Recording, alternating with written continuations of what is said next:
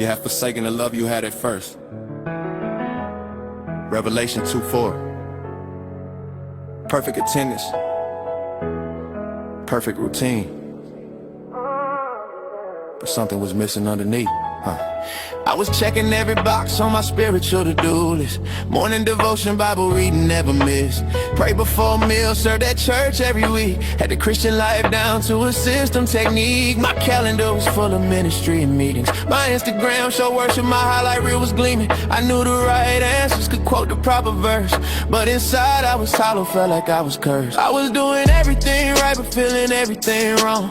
Going through the motions like a well-rehearsed song. Performance was perfect, but the passion was gone. My faith became a duty, a routine I just carried on. I wonder why my prayers felt like they hit the ceiling, why worship felt mechanical, why I wasn't feeling the presence I once knew, the fire I once had. I was spiritually active, but emotionally sad. I had the form of godliness, but denied its power within. I was doing all the right things, but my heart was wearing thin. I was doing everything right and still felt empty. Had the routine down but lost the intimacy. Checked the boxes, played the part, said the prayers. Somewhere along the way he wasn't really there. Not because he left, but because I stopped pursuing. Traded relationship for rituals I was doing. I was doing everything right and still felt empty, until I realized religion isn't what he's asking from me. I look like a model Christian on the outside looking in, but God was asking, where's your heart? Where have you been? I was so busy doing for him that I forgot to be with him. So caught up in the service that I missed the presence given. I read about the Pharisees and saw myself in them. Had the law down perfect, but my love was growing dim. Jesus called them whitewashed tombs, all clean on the outside, but inside they were dead, their hearts had died. That's when I realized my emptiness wasn't God's absence. It was me trading intimacy for religious passions. I was performing my faith instead of living it real. More concerned with looking spiritual than learning how to feel. So I stopped going through the motions and started getting honest. Told God I'm tired of pretending, tired of being flawless. I want you, not just a routine, not just a show. I want the relationship back to fire I used to know. Take me back to my first love, when it wasn't about performance, when worship was authentic, not just religious endurance. I don't want a checklist faith, I want to live in connection. Restore the passion, Lord, revive my heart's affection. I was doing everything right and still felt empty. So had to reaching down but lost the intimacy. Hit the boxes, played the part, said the prayer, all the prayers. Somewhere along the way he wasn't really there. Not because he left, but because I stopped pursuing. Same relationship for rituals I was doing. Everything right and still felt empty. Till I realized religion isn't what he's asking for. He wants my heart. These people honor me with their lips, but their hearts are far from me. They worship me in vain. Their teachings are merely human rules. Matthew 15:8-9. God doesn't want my perfect performance. He wants my present heart. He's not impressed by my religious routine. He's looking for a thin relationship. I could do all the right things and still miss the whole point. If my heart isn't engaged, if my love isn't real. So I'm trading the checklist for genuine connection, exchanging duty for devotion, performance for presence. I'm learning that faith isn't about doing everything right. It's about being with the one who makes everything right. Lord, take my routine and breathe life into it again. I don't want empty rituals, I want you, just you. That's all I need.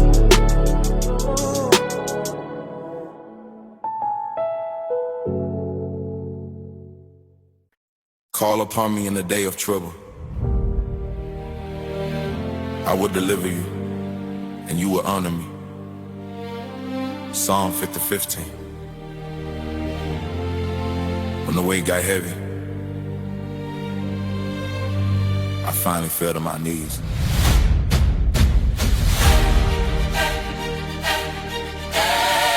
used to pray when things were good, when life was going right. But when the pressure came and crushed me, it's when I learned to fight. On my knees in desperation, calling out to God above. The pressure made me pray in ways I never had before. With love and urgency and honesty, I didn't have an easy days when I could coast on my own strength to live in comfortable ways. But pressure has a way of showing what you really trust. When everything is stripped away and prayer becomes a must. Not an option or a ritual, but your lifeline to survive. The storms that threaten to destroy you, pressure made me come alive. And my relationship with Jesus made it real and not just words. The pressure made me pray until my desperate cries were heard by the God who never sleeps, who's always listening close. The pressure made me pray to him when I needed him the most. And I discovered in that place of total desperation that pressure was a gift that led to deeper conversation. When I couldn't stand it, I fell to my knees. Pressure made me pray. Brought me to my pleas. Pressure made me pray. Brought me to the Father when I had nothing left. Couldn't go any farther. That's when I discovered prayer's real power. Pressure made me pray. Every single hour. Pressure made me pray. Taught me to depend not on my own strength, but on my only friend who will never leave me, never lets me go. Pressure made me pray. Yeah, that's how I know. I'm grateful for the pressure now, though it nearly broke me down, cause it drove me to my knees, but solid footing can't be found. Only rock who ever moves, who holds me through the storm. Pressure made me pray until my cold heart became warm. With passion for his presence, with hunger for his voice. The pressure made me pray until I had no other choice but to trust him more, to crumble under all the weight I bore. Pressure made me pray like I had never prayed before, with tears and with surrender, with my whole heart on display. No more hiding, no more pretending. Pressure stripped all that away and left me raw and bone to bone before the throne of praise. Pressure made me pray until I finally saw his face more clearly than I ever had in times of comfort and ease. Pressure made me pray, brought me to my knees, and that's what transformation happens where the old man dies. Pressure made me pray, opened up my eyes. In the pressure, I found prayer. In the crushing, he was there. When I broke down, he built up. Filled my cup, more than enough. Oh, pressure drove me to my knees, made me see my true need for the Father every hour. That's real power. Made me pray. Brought me to the Father when I had nothing left, couldn't go any farther. That's when I discovered prayer's real power. Pressure made me pray. Every single hour. Taught me to depend not on my own strength, but on my only friend who will never leave me, never lets me go. Pressure made me pray. That's how I know. Pressure made me pray. Every day on my knees, found his grace in that place, face to face. So I thank God for the pressure that brought me to my knees, where I finally learned to pray, then found his peace. The Lord is close to the brokenhearted and saves those who are crushed in spirit. Psalm 34:18. Made me pray. Made me and pray. Save my day.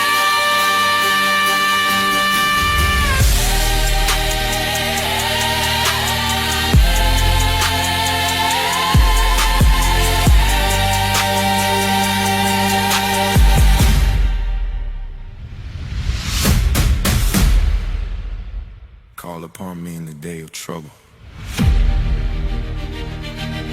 Some thank God for the pressure. So I thank God for the pressure. upon me in prayer. Save my day. Save my day.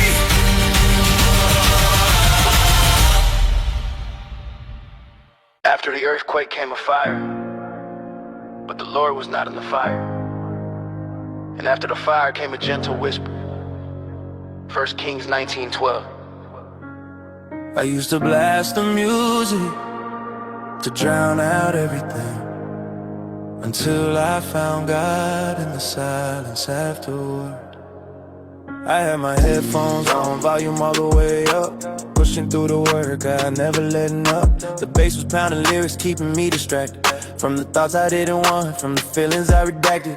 Every training session was a concert in my head. Needed that stimulation, no, I felt like I was dead. Couldn't handle silence, couldn't handle being alone with my own mind, my own thoughts in my own zone. But one day the battery died, the music cut out, and I was left to breathing heavy, filled with doubt. In the quiet of the gym, just me and my reflection. And that's when Jesus showed up in that unexpected intersection. He said, I've been here all along, but you couldn't hear me speak, 'cause you were drowning out my voice with the noise you see.